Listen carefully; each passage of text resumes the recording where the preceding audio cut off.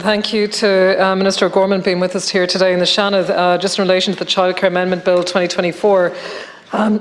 Excuse me, just to follow on from my colleagues, it is important, of course, that we see that this sector is managed well, supervised well, that it's monitored, and of course that's ensuring that we have the same level of care and attention and so on across all providers. Very, very understandable. Again, as I might join my colleague Senator Curry as well, I suppose it is just understanding about giving reassurance to those sectors that previously were not engaged in terms of regulation, that they will be and can be encouraged and supported through supports from the Tuesday Agency in relation to this.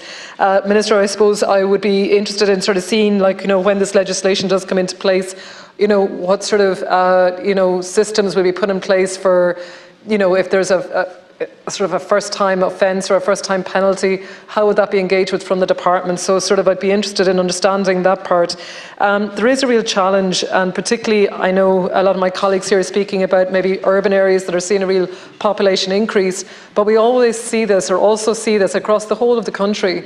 And the challenge is about how we encourage childminders to continue childminding, that they're not seeing that this is an onerous sort of step that's going to veer them away from offering this service, which is such a vital service for so many communities and small towns and villages across the country.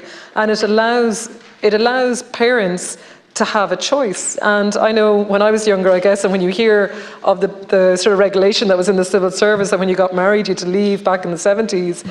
I mean, it's incredible to think, that it's taken this amount of time to get to this point where we have the supports minister through your department, that, the finance and that support has been given. So I just find that we need to be in a place where we have, the highest population ever, that we're supporting our parents to have that choice, that they are able to return to work, and that will not be possible, will not be feasible if it's the case that the regulation, without any intent, of course, at all on behalf of the department, but instead the result is that it reduces the number of childminders that we have available.